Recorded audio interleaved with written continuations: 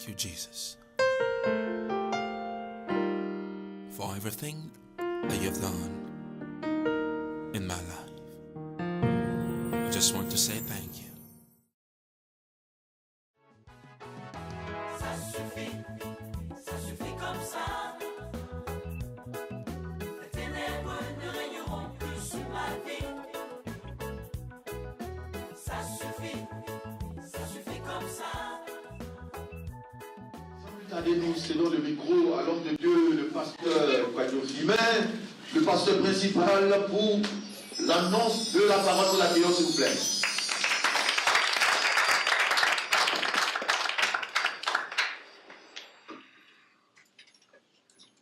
Gloire au Seigneur. Nous vous disons bonsoir dans le nom de notre Seigneur et Sauveur Jésus. Amen. C'est une grâce de nous retrouver en sa présence et surtout pour partager des moments où le Seigneur entend résoudre des problèmes pour nos vies.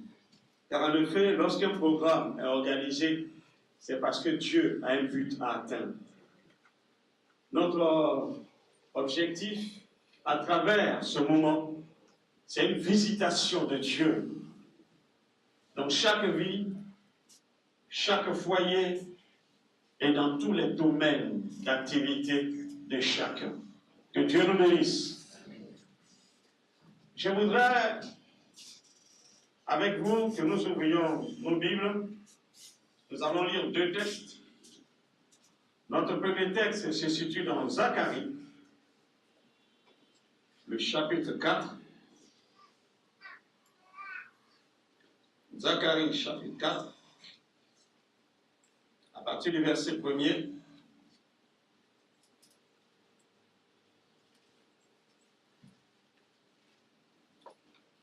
Et notre deuxième lecture dans Philippiens, chapitre 1, verset 6.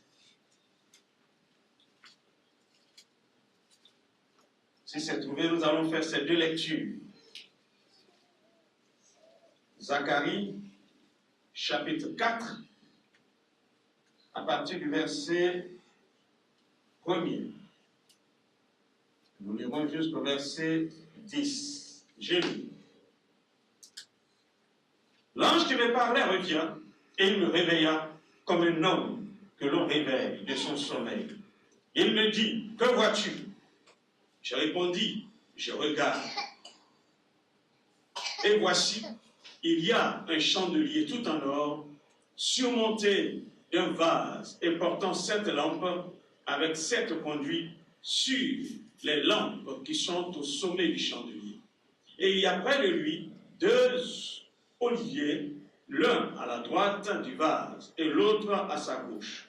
Et reprenant la parole, j'ai dit à l'ange qui me parlait, mais que signifient ces choses, mon Seigneur?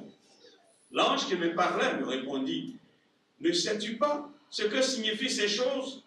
Et je dis, non, mon Seigneur. Alors il répondit et me dit, c'est ici la parole que l'Éternel adresse à Zorobabel. Ce n'est ni par la puissance, ni par la force, mais c'est par mon esprit, dit l'Éternel des armées. Qui es-tu, grande montagne? Devant Zorobabel, tu seras aplani.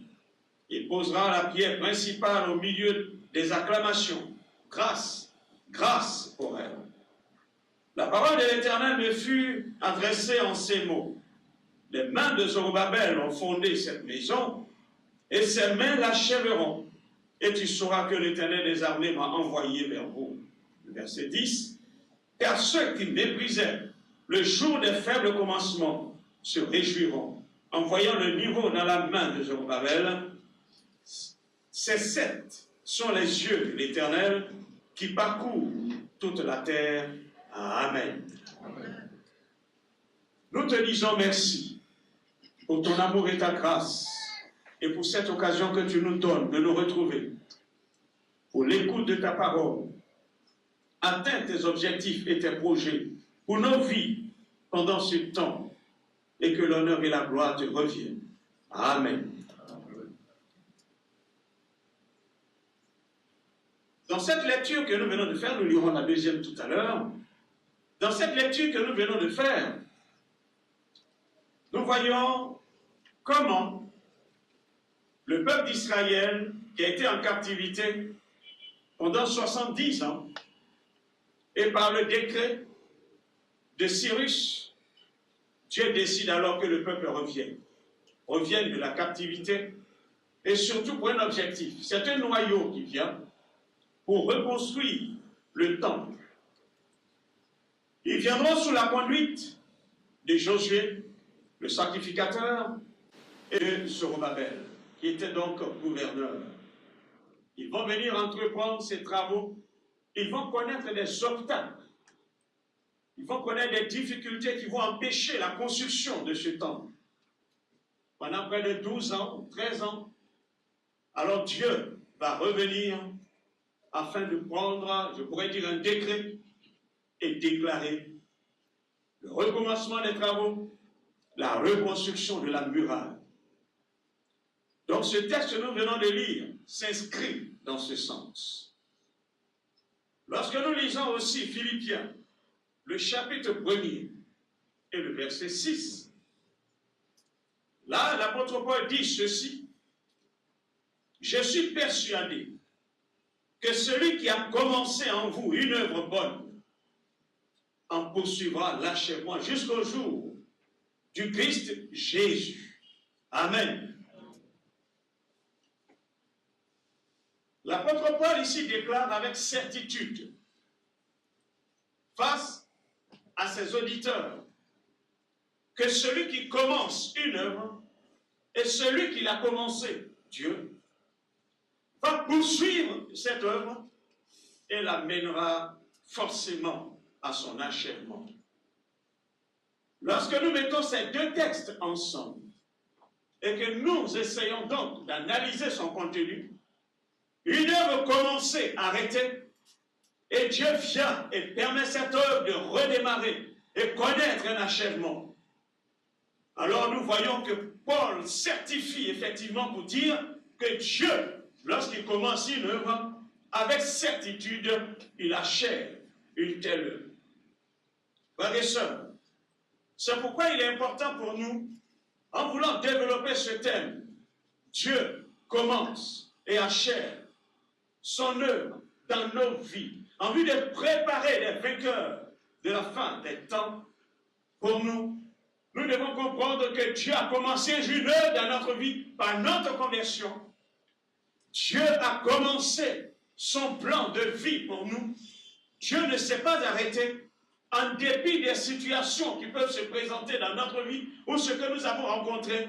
Cela ne veut pas dire que Dieu s'est arrêté ou Dieu est devenu incapable d'accomplir son œuvre ou d'achever son œuvre.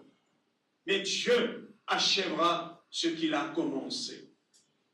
Frères et sœurs, lorsque la Bible parle de la fin des temps, il suffit de jeter un coup d'œil sur les 7 églises de l'Asie mineure, où il y a un thème qui revient le plus souvent. Le Seigneur dit ceci: à celui qui vaincra, à celui qui vaincra. Et c'est un thème qui revient constamment dans les 7 lettres aux églises de l'Asie mineure.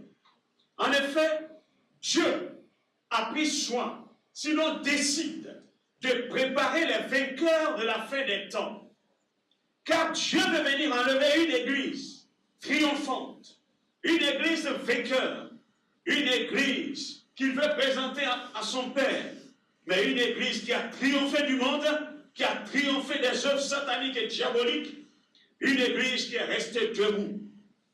Frères et sœurs, nous devons donc comprendre que si Dieu fait concourir toutes choses au bien, pour le bien de ceux qu'il aime et de ceux qu'il a appelés selon son dessein, c'est dans un tel objectif de préparer des vainqueurs.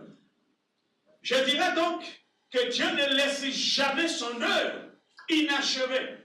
Et Jésus lui-même le dira dans Jean, le chapitre 17, le verset 4, « J'ai achevé l'œuvre que tu m'as donné à faire. » Et nous comprenons ici, lorsque l'apôtre Paul déclare que je suis persuadé que celui qui a commencé une œuvre bonne en vous l'achèvera Dieu ne laisse jamais son œuvre inachevée.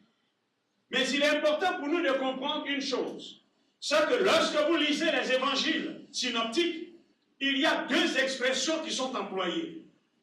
La Bible emploie surtout souvent l'expression singulière en parlant de l'œuvre de Dieu. En effet, il est question du projet de Dieu. Lorsque Jésus dit par exemple, j'ai achevé l'œuvre que tu m'as donnée à faire, il est question donc de son projet, le projet de Dieu. Et ici, le mot œuvre est au singulier. Et vous verrez que souvent, c'est un mot qui est accompagné dans le grec et qui explique une œuvre qui doit être menée à son terme, une œuvre qui doit être menée à son achèvement, une œuvre qui doit être accomplie. Et c'est pas Jésus dit, j'ai achevé l'œuvre que tu m'as donné à faire. En effet, le but de cette œuvre était que les hommes croient en celui que Dieu a envoyé, Jésus-Christ, selon Jean, le chapitre 6, le verset 29, où Jésus dit, l'œuvre de Dieu, c'est que vous croyez en celui que Dieu a envoyé, Jésus. La deuxième expression, c'est les œuvres de Dieu. Et quand vous lisez Jean, le chapitre 9, à partir du verset 3, lorsque le Seigneur guérit ce fils aveugle, et dont les disciples ont posé la question de savoir, est-ce que c'est parce que ses parents ont péché? Jésus dira non, mais c'est pour que les œuvres de Dieu soient manifestées. En effet, il y a les œuvres de Dieu et il y a l'œuvre de Dieu. Jésus est venu, il a fait les œuvres de Dieu. Et ces œuvres se sont constituées en des œuvres visibles, manifestées par des signes, des miracles et des prodiges. Mais en effet, ces œuvres manifestées étaient accomplies pour amener ces hommes à voir, à découvrir l'œuvre de Dieu qui consistait à croire en lui. Donc, les œuvres de Dieu que Jésus a menées, les œuvres de Dieu qu'il a manifestées avaient un objectif, celui de réaliser le projet de Dieu. Nous dirons donc que Dieu a un projet. Et son projet, il le réalise dans la vie des hommes. Il le réalise pour amener les hommes à avoir foi en Dieu, pour avoir foi dans la personne de Jésus. Dieu agira donc à travers signes, prodiges, miracles, à travers des situations parfois difficiles. Il accomplira des œuvres surnaturelles. Mais son objectif, à travers ces œuvres, c'est d'amener l'homme à la foi, à croire en Dieu, à croire dans la personne de Jésus. Ainsi donc, lorsque nous avons lu le livre de Zacharie, et vous lisez même le livre de Esdras, vous verrez que lorsqu'un édit a été pris par le roi et a décidé que le peuple retourne à Jérusalem, c'était pour réaliser un projet de Dieu. Et ce projet, c'était la construction du temple de Jérusalem. C'était un projet. La réalisation d'un tel projet, le rendre visible, un temple visible, c'était l'expression de la foi du peuple de Dieu. Que sert-il d'avoir un peuple qui est un Dieu, mais qui n'est pas manifesté de manière visible? Le temple de Jérusalem était la manifestation visible de leur foi et l'expression de leur foi au Dieu d'Israël, au Dieu vivant et vrai. Donc en fait, la réalisation d'une telle œuvre qui devait comme émaner d'un miracle où Dieu, par un édit, libère son peuple, c'était pour un but, réaliser le projet de Dieu. Frères et sœurs, Dieu commence et il achève son œuvre.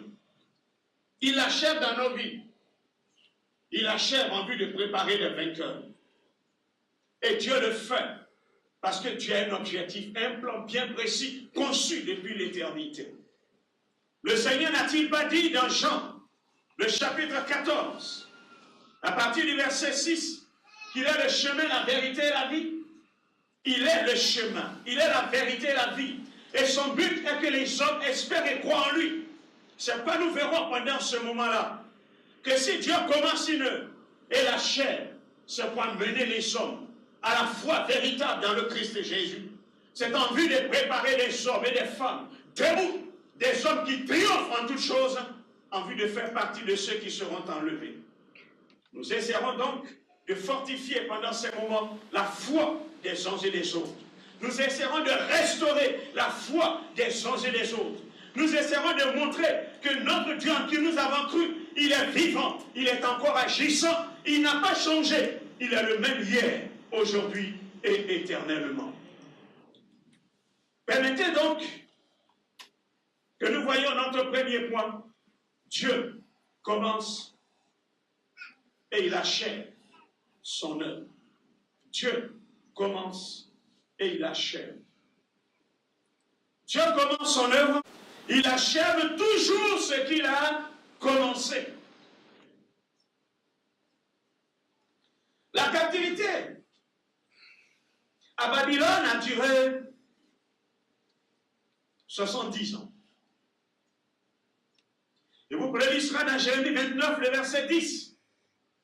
Lorsque les 70 ans, dit la parole de Dieu, seront accomplis pour Babylone, Dieu dit, je visiterai et j'accomplirai envers vous ma bonne parole, pour vous faire revenir en ce lieu. C'est ce que Dieu déclare par la bouche de Jérémie.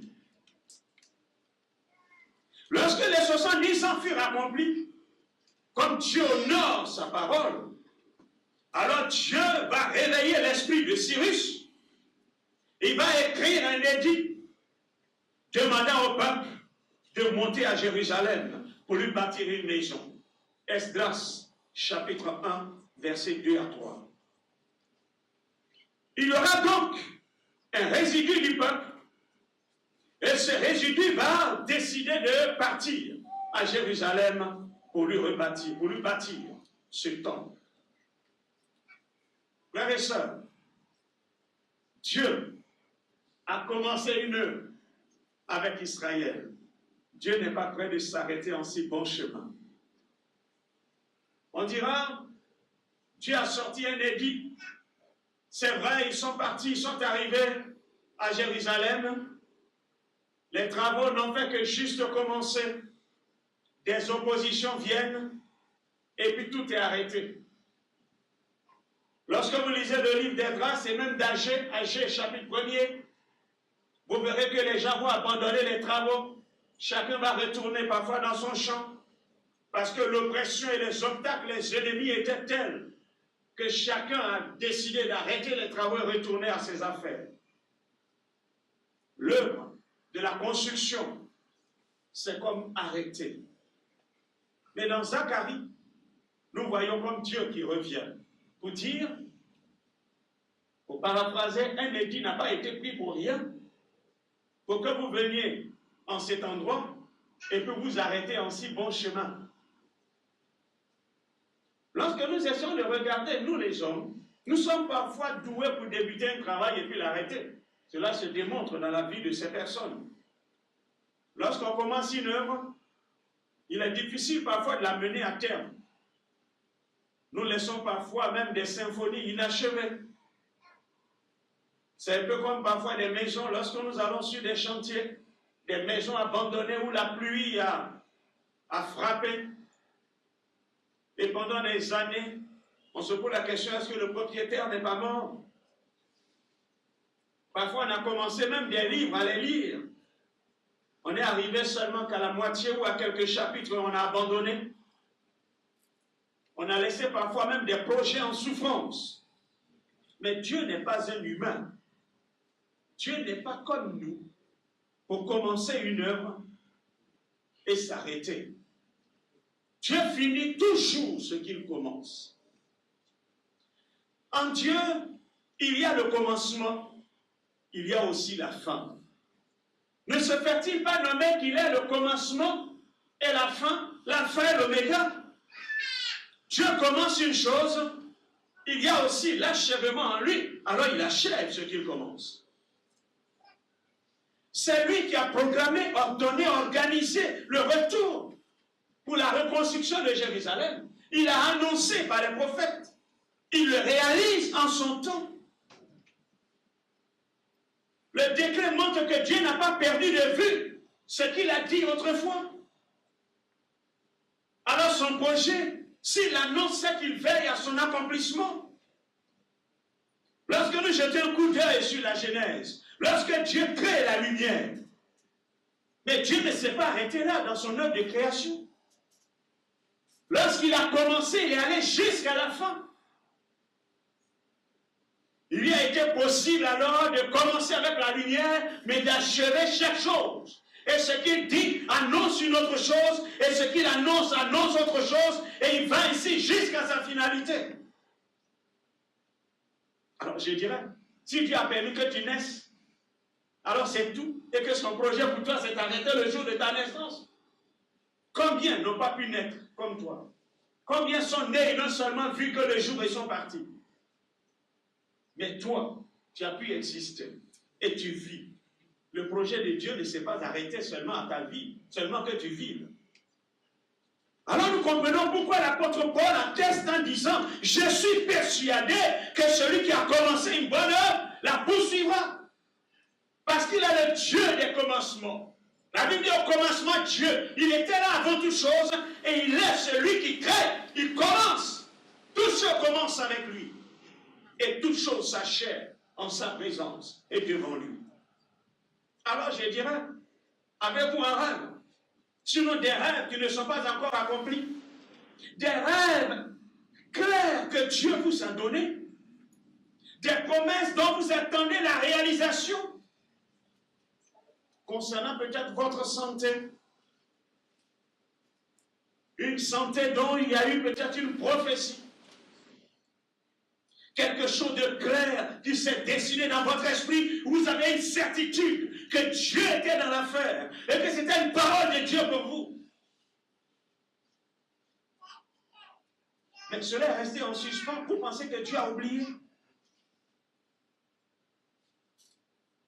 Sachez que Dieu est un Dieu qui va jusqu'au bout. Si ce rêve qu'il vous a donné est un rêve de Dieu, ce rêve se réalisera. Dieu veut achever ce qu'il a commencé. Il veut bien l'achever. Mais attention, Dieu a donné l'édit, le décret. Mais il fallait que les hommes accomplissent ce projet. Mais au vu des obstacles, ils ont abandonné. Dieu veut faire. Mais il se pourrait que des hommes soient un obstacle à la réalisation du projet de Dieu pour leur propre vie. Lorsqu'ils décident de ne rien faire, au vu de ce qui se présente à eux, ne laissez pas l'ennemi vous faire croire que Dieu s'est trompé sur votre compte. Et que c'est une fausse promesse pour vous. Non. Vous faites croire que la promesse n'est pas pour vous, mais pour quelqu'un d'autre. Non. Comme des gens diraient, Dieu lui-même savait qu'il y avait des ennemis. Pourquoi il nous a envoyés là? Et il a dit qu'on viendrait. Comme le peuple d'Israël, qui se sont retrouvés aux abords de la mer Rouge, où les différents espions sont partis. Mais Dieu savait qu'il y avait des ennemis. Dieu avait déjà averti Moïse que le pays promis était un pays habité par les Cananéens, les Éphésiens, les Phérésiens. Il le savait, mais il a dit qu'ils allaient aller prendre ce pays en possession. Ils devaient être préparés pour ça. Mais lorsqu'ils ont vu les ennemis, ils ont eu peur. Et Dieu les a fait retourner pendant 40 ans parce qu'ils n'étaient pas encore prêts pour entrer dans le pays promis. Lorsqu'on refuse d'entrer dans le pays promis, d'exécuter le projet de Dieu parce que lui croit en vous, en l'exaucement de ce projet, et que vous ne croyez pas, il faut retourner pour aller à l'école de Dieu. Alors Dieu les a ramenés dans le désert pendant 40 ans à l'école de la foi. Tous ceux qui avaient refusé sont tous morts dans le désert. Une autre génération d'hommes, de foi, mais pilotés par deux hommes qui ont cru, Caleb et Josué. Ce sont eux qui ont franchi le Jourdain. C'est quoi, remarquez bien, lorsqu'ils arrivent aux abords du Jourdain, Dieu veut commencer par les responsables. Alors il demande à ce que les sacrificateurs descendent dans le Jourdain. C'est alors que le fleuve va s'arrêter. C'était un test de la foi. Josué aurait pu prendre un bois, l'étendre, et puis cette eau se partage. Mais Dieu n'a pas voulu ça, comme Moïse l'a fait. Il y a des occasions qui peuvent se trouver devant nous de la même manière, mais Dieu n'utilise pas les mêmes solutions. Israël s'est trouvé devant la mer Rouge. Dieu a dit à Moïse, étends le bâton. C'est Dieu lui-même qui a fendu la mer Rouge. Lorsque Élie devait traverser le Jourdain, Dieu lui a dit de prendre son manteau, il a frappé, il a ouvert, il est passé. Mais ici, devant le même Jourdain, Dieu dit que les sacrificateurs descendent là-dedans et que c'est lorsque leur pied sera mouillé que le fleuve sera sec. Il y a des situations qui se présenteront, il ne résolvera pas ta situation comme il a résolu la situation de l'autre. Pourquoi il a fait pour lui comme ça et pour moi ça doit être comme ça? Là, des hommes devaient être à l'école de la foi. Ils ont échoué. Leurs enfants étaient encore à l'école de la foi. Ils reviennent là, aux mêmes abords du Jourdain. Il fallait qu'ils réussissent l'épreuve de la foi pour entrer dans le pays promis. Alors le pied des sacrificateurs va rentrer dans nous. Et le peuple passera devant eux, et ils sont tous passés là, à l'ombre de la foi des responsables du peuple. Parce qu'ils avaient besoin aussi d'extérioriser leur foi. Frères et sœurs, soyez encouragés aujourd'hui. Car le Dieu en qui nous croyons, Jésus-Christ, l'auteur de l'Épître aux Hébreux dit que c'est lui qui suscite la foi et c'est lui qui l'amène à la perfection. Son but est que vous croyez dans les promesses de Dieu. Croyez dans le projet de Dieu. C'est ça son objectif. Alors il suscite la foi, mais cette foi-là, il veut l'amener à la perfection. Alors il permet des occasions pour que votre foi mûrisse, votre foi s'affermisse et que votre foi soit capable de s'approprier des promesses de Dieu. Tout ce qu'il commence, quel que soit le rêve qu'il a placé dans votre cœur, il suscitera la foi pour que vous puissiez y arriver. Remarquez parfois, c'est qu'il y a certaines épreuves dans votre vie. Vous semblez croire que c'est parfois les mêmes épreuves qui reviennent. Lorsque vous avez échoué à une épreuve de la foi, le Seigneur voudrait que vous passiez cette épreuve de la foi. Et vous allez voir que ces mêmes épreuves qui viennent semblent se ressembler. Mais il faut que tu triomphes à cette épreuve pour que tu entres en possession de ce qu'il t'a promis. Il ne peut pas faire revenir le même événement, mais l'événement semble se ressembler. Mais c'est le même test de la foi. Parce qu'il veut que tu réussisses à l'épreuve de la foi, au test de la foi. C'est quoi il y a l'assurance que la promesse de Dieu pour vous s'accomplira, en dépit de tout ce qui se présentera, parce qu'il est le Dieu qui commence et qui achève. En effet, Dieu n'a pas dit son dernier mot. Dieu n'a pas dit son dernier mot. Il suffit par exemple de regarder dans la Bible et juste de donner quelques exemples. Quand vous voyez le fils de la veuve de Naïm, qu'on amenait au cimetière, au moment où tout le monde s'est mis à pleurer pour accompagner cette femme, un autre cortège venait par devant, le cortège de Jésus. Le cortège de la vie va rencontrer le cortège de la mort. Il y a un cortège qui prend la direction du cimetière.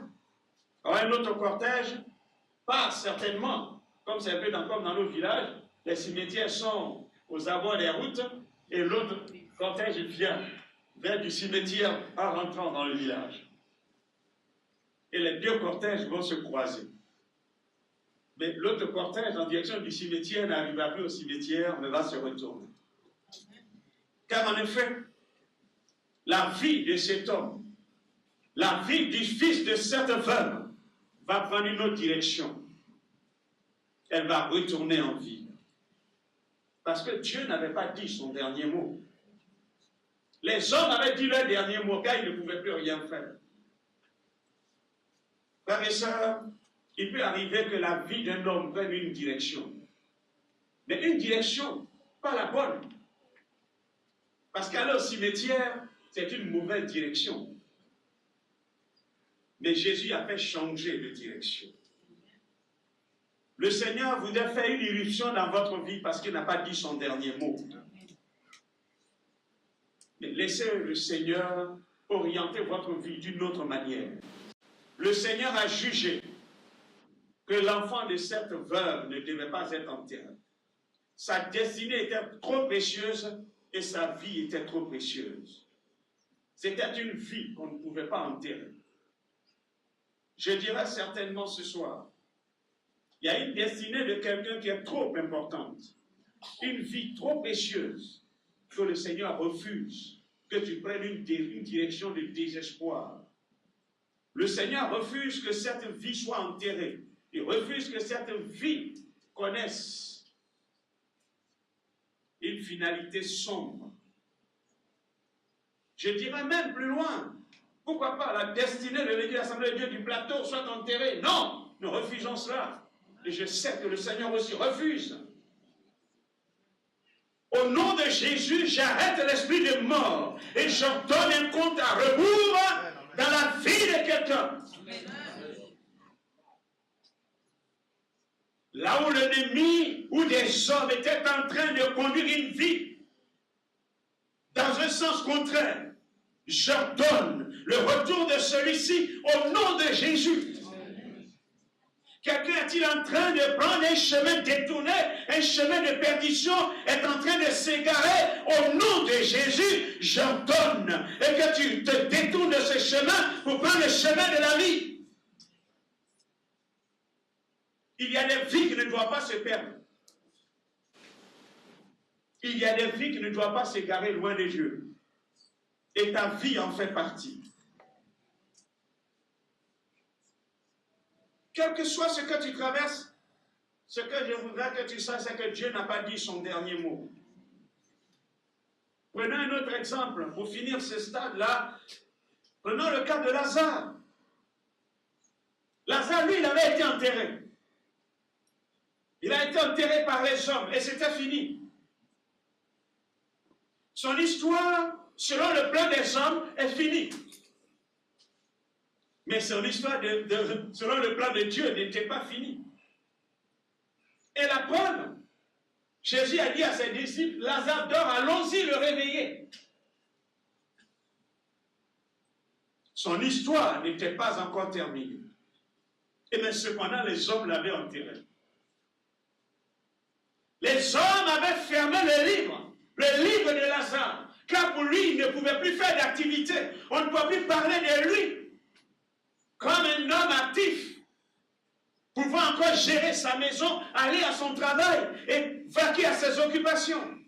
Son livre a été fermé par les hommes. Mais Jésus va le rouvrir. Lorsque Jésus ordonne à Lazare de sortir du tombeau et qu'il soit délié. Il y a des situations qui peuvent nous avoir ensevelis. Des situations où on est comme dans un cercueil. On n'a même pas le temps d'en sortir. Ou bien que des hommes nous ont mis dans un cercueil, ils nous ont codés.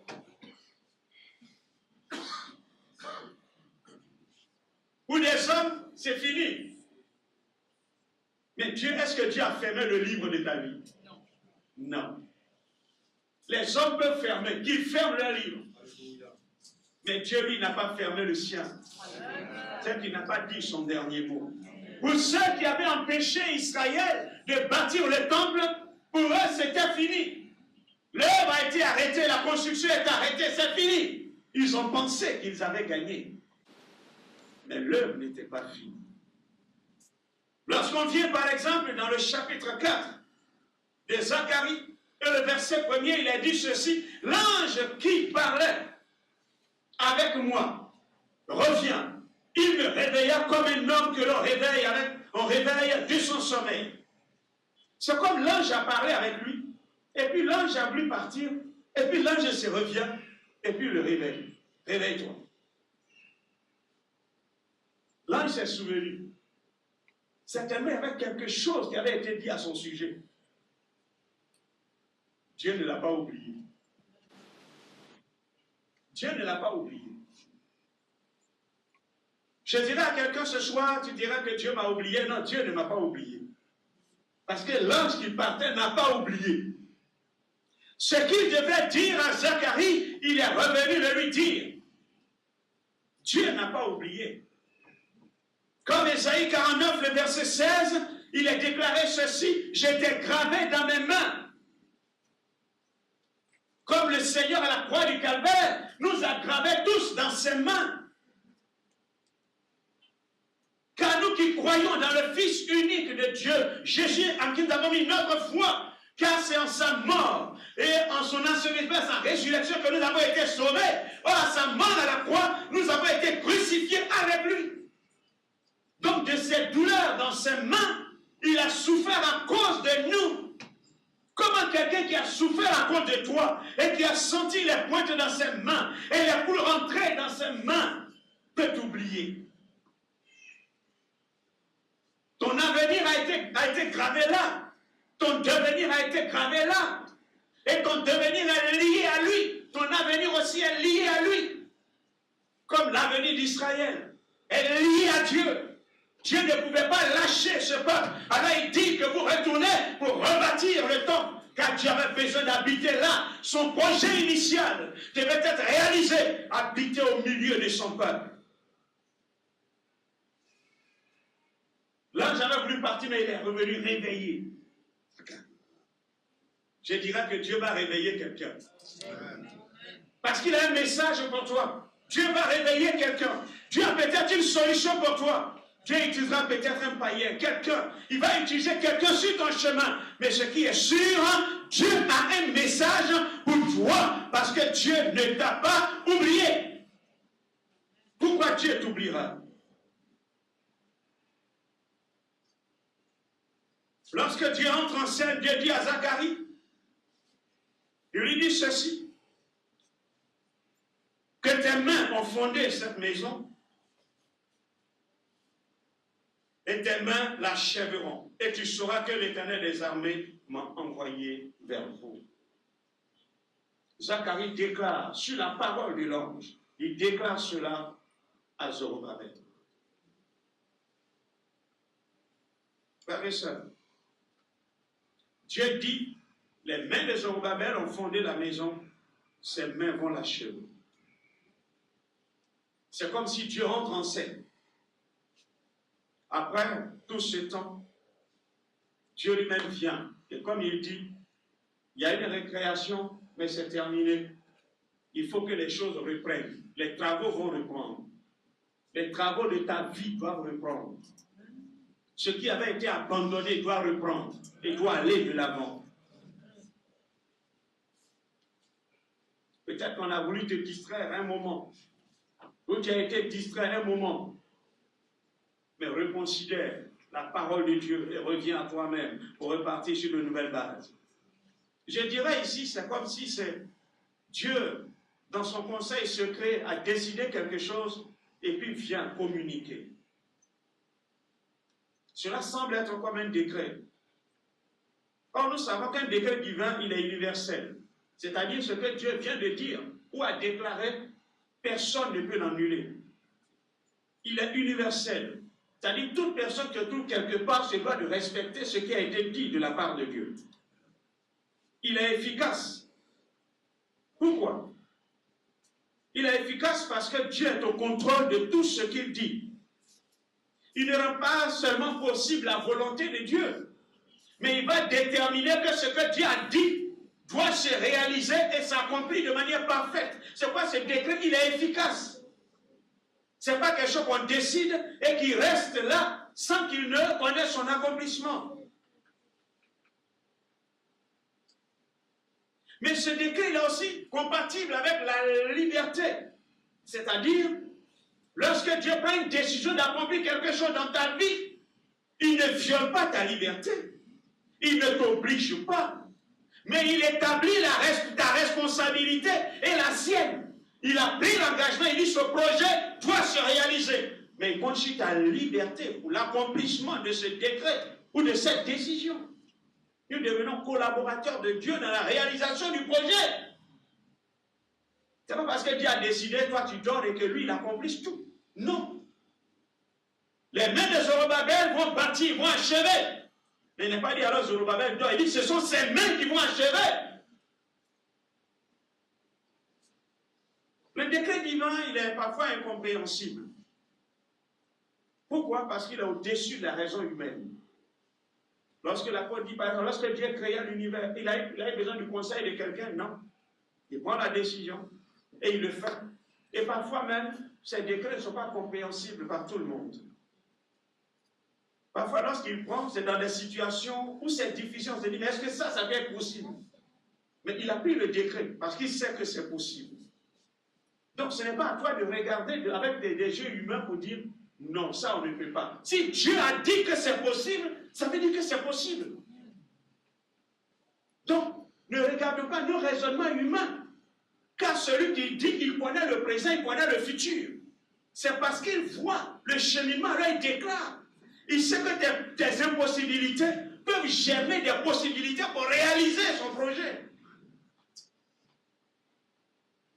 Ne cherche pas à comprendre le pourquoi de ceci, mais exécute le projet. Le décret, c'est tout. Frères et sœurs, Dieu donne sa caution à l'achèvement de son œuvre dans nos vies. C'est pourquoi il commence et il achève. Lorsque nous avons lu, nous lisons les choses, lorsqu'il est dit que Dieu déclare que les mains de Zorobabel commencent et achèvent, etc., il permet qu'un décret soit pris, etc., mais on peut voir comme si Dieu qui décidait de ces choses. Le fait que Cyrus écrive un décret, mais ce n'est pas Cyrus, c'est Dieu qui l'a contraint à écrire. Mais puisqu'il est le roi du moment et qu'il gouverne alors ces villes, alors il se doit d'être l'instrument de Dieu pour écrire cela. Mais c'est Dieu qui est à l'origine. À la prière et aux questions que Zorobabel se posait, alors Dieu vient et fait la déclaration, tes mains ont fondé, alors tes mains vont achever. Alors, je dirais aussi, à un moment de l'histoire des hommes, au moment où l'homme se posait la question en disant, mais comment trouvons-nous des solutions au cri des hommes? Alors Dieu va répondre. Et la Bible dit ceci, à travers l'apôtre Paul, dans 2 Corinthiens 1, verset 20, en effet, pour toutes les promesses de Dieu, c'est en lui que se trouve le oui. Et c'est donc aussi par lui que nous disons Amen à Dieu pour sa gloire.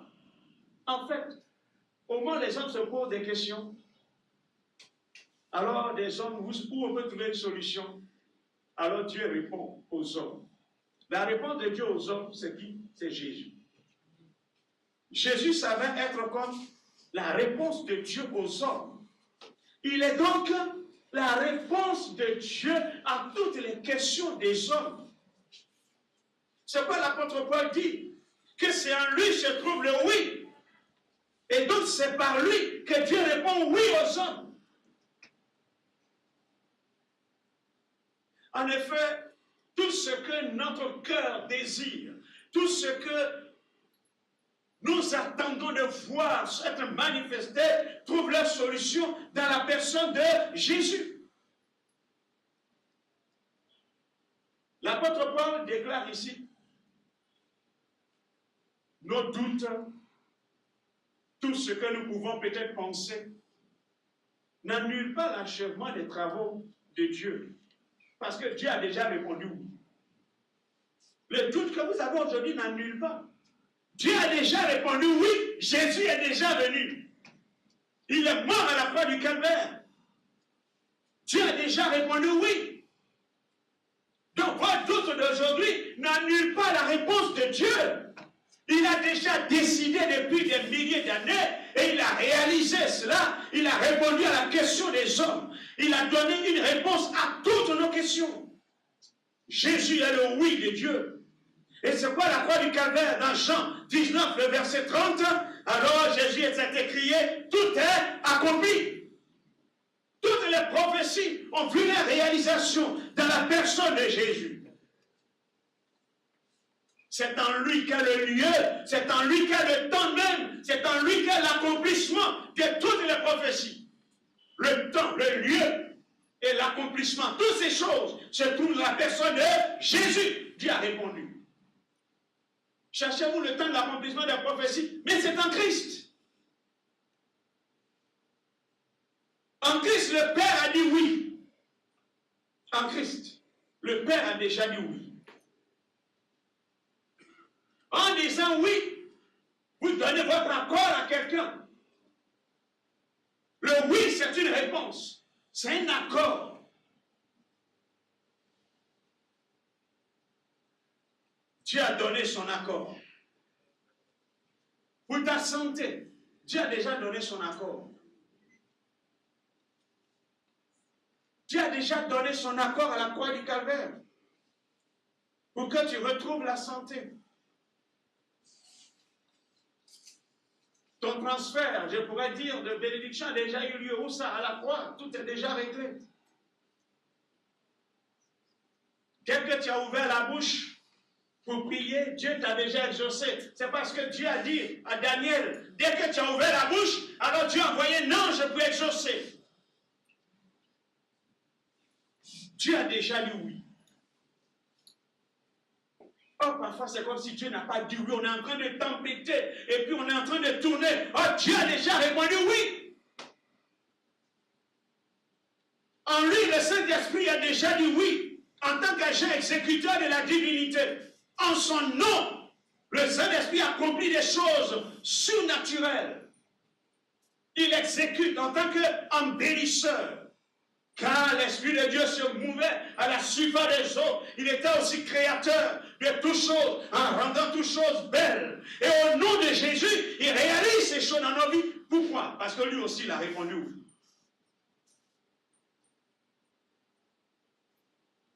En Jésus-Christ, chaque projet dans ma vie, chaque projet dans ta vie, pour la gloire de Dieu, le Saint-Esprit a déjà répondu oui. Et il est prêt à agir dans ta vie. Il est prêt à accomplir toutes les œuvres de Dieu pour que tu vois sa gloire. Dans la suite du verset, l'apôtre Paul a dit une chose qui est très importante. Si Dieu a dit oui en lui, mais il dit aussi dans la suite du verset, car pourtant il y a des promesses de Dieu, elles sont oui en lui et amen en lui à la gloire de Dieu partout. Les promesses sont amen en lui. Or, la Bible dit quoi? Jésus, il est le amen de Dieu. Lorsque nous disons amen, ça veut dire quoi? Le mot amen, en hébreu, a pour signification le fait de tenir fermement quelque chose ou quelqu'un, pour ne pas que cette chose tombe en terre ou que la personne tombe. Comme une femme qui tient son bébé fermement lorsque quelqu'un veut lui arracher ou refuse que l'enfant tombe. Il y a l'idée de fermeté, l'idée d'inébranlable. Amen renferme aussi notre idée. L'idée d'accorder sa confiance, de donner son accord à un témoignage. L'on témoigne de quelque chose, j'ai dit oui, je suis d'accord, donc j'ai dit amen. C'est comme quand on dirait Jésus est Dieu, j'ai dit amen, je suis d'accord à ce témoignage. Je certifie cela. Donc le mot amen exprime la stabilité, la solidité, la fiabilité et même la vérité. Jésus est Dieu, alors j'ai dit amen, c'est la vérité. Il manifeste quelque chose de vrai et digne de confiance. C'est pourquoi vous voyez, lorsque Jésus dit, en vérité, je vous le dis, on peut traduire en hébreu en disant amen et amen. C'est-à-dire en vérité, c'est amen et amen. Or, lorsqu'on essaie de voir dans le grec, le mot vérité signifie le non-oubli. La vérité est ce qui n'est pas oublié. Parce que la vérité, vous allez tourner, elle va sortir. Essayez d'oublier, elle va venir. La vérité, on ne peut jamais l'oublier. La vérité est ce qu'elle est. Falsifiez-la, elle réapparaîtra. Jésus dit, je suis la vérité. En fait, il a dit, je suis le Amen. Jésus est donc la preuve que Dieu ne vous a pas oublié. S'il dit, je suis le Amen, je suis la vérité, il a dit en fait, je suis la preuve que Dieu ne vous a pas oublié.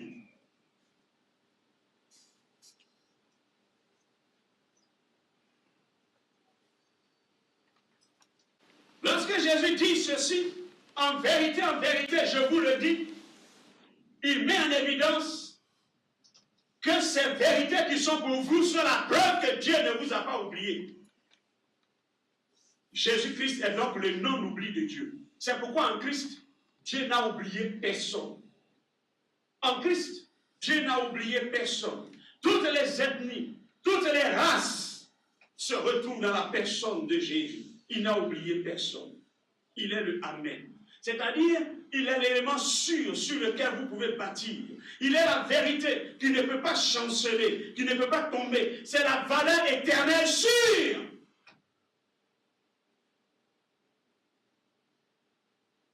Le Amen signifie aussi le ainsi soit-il. Ainsi soit-il veut dire quoi? Ce qui est écrit. Ou bien que cela soit ainsi. Ce qui est ainsi, c'est-à-dire c'est écrit, ça ne change pas. C'est ainsi, ça ne change pas. Et cela demeure solide, inébranlable. Que voulons-nous dire ici? Si Jésus est le ainsi soit-il, ce qui veut dire qu'en lui les choses ne changent pas. En effet, lui-même il ne change pas. Il est le Jésus. Il ne change pas.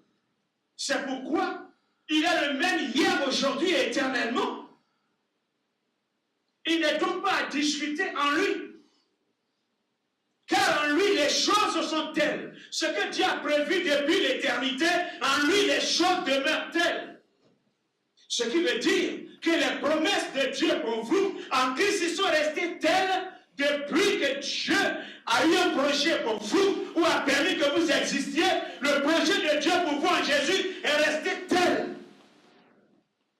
Ce qui veut dire, aucune puissance des ténèbres, aucun homme ne peut changer ce que Dieu a dit sur vous et qui se trouve dans le Christ de Jésus. La volonté de Dieu pour vous dans le Christ, le projet de Dieu pour vous dans le Christ se réalisera effectivement tel que Dieu l'a dit. Parce qu'en lui, les choses sont ainsi et doivent être ainsi. Alors, lorsque je dis à Jésus que en lui, j'écris Amen, je suis d'accord au projet de Dieu pour ma vie et je veux qu'en lui, les choses soient ainsi et se réalisent de cette manière.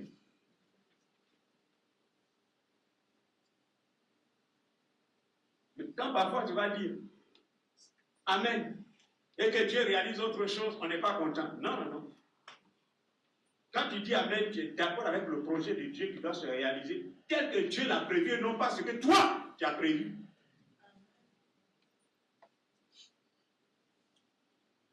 Nous devons comprendre que Jésus est le Amen de Dieu, dans ce sens qu'il est l'immuable et il ne change pas. Comprenons alors que Jésus demeure le cachet de Dieu, car il est le témoin véritable. Il est le témoin. Et c'est lui donc qui met son cachet sur nos vies pour que c'est-à-dire le plan de Dieu, reçoive un exaucement. Qu'est-ce que je veux dire? S'il est le Amen et que les choses se doivent être ainsi, c'est pourquoi nous prions, nous disons quoi? Nous prions au nom de Jésus. Nous mettons donc le cachet. Nous certifions. Ça veut dire que si en Christ les choses ne soient pas ainsi, que ça ne se réalise pas. Alors, attendons-nous alors, quand on prie et puis il n'y a pas d'exaucement, on se plaint. Oh, on a dit que c'est au nom de Jésus qu'on a demandé. Et nous terminons, Amen, que les choses soient ainsi, en Christ Jésus. Si ça n'a pas de résultat, ça veut dire que, est-ce que c'est conforme au cachet qu'on a mis pour que les choses soient ainsi? Car nous répondons Amen en Christ, nous répondons que les choses soient ainsi. Frères et sœurs, Dieu a commencé à dire oui à toutes tes prières. Dieu a commencé à dire oui à tous tes projets. Dieu dit oui à ses plans et à sa volonté pour ta vie. Dieu a dit oui le jour de ton mariage pour que les choses soient comme il a planifié. Oui, Dieu a dit oui. Lorsqu'il t'a montré ce projet, il a dit oui, il a donné sa caution pour que les choses se réalisent ainsi. Il a voulu que tu viennes à Jésus. Il a planifié ta conversion parce qu'il avait dit oui dans le royaume de Dieu. et tu t'es trouvé là, aujourd'hui, dans le Christ Jésus. Alors son but est que ces promesses pour lesquelles Dieu a déjà dit oui se réalisent et s'accomplissent de manière plénière. Frères et sœurs, le oui de toutes les paroles de l'Alliance se sont accomplies dans le Christ Jésus. Alors je dirais, si Christ est l'accomplissement des promesses de Dieu, toutes les promesses de l'Ancien Testament ont vu leur réalisation en Christ. Je suis pris en compte dans le projet de Dieu. Mais je suis pris en compte dans le projet de Dieu qui se réalise dans la personne de Jésus. C'est pourquoi Dieu commence et il achève son œuvre. Je dis Dieu son œuvre, pas notre œuvre. Quand il y a l'œuvre de Dieu, qui a son but en agissant de manière surnaturelle, son but en accomplissant des miracles, son but en débloquant des situations, son but en créant des versets, son but en faisant ces choses surnaturelles, c'est pour nous amener à la foi véritable dans le Christ Jésus. Lorsqu'il prépare des hommes, des vainqueurs, ce sont des hommes qui ont leur foi dans le Christ Jésus. Alors des gens qui donnent leur caution au Seigneur pour que ce que Dieu a planifié se réalise de manière plénière. Frères et sœurs, Dieu ne laisse jamais son œuvre inachevée. Ce qu'il a commencé dans ta vie, il achèvera. Je termine en disant ceci.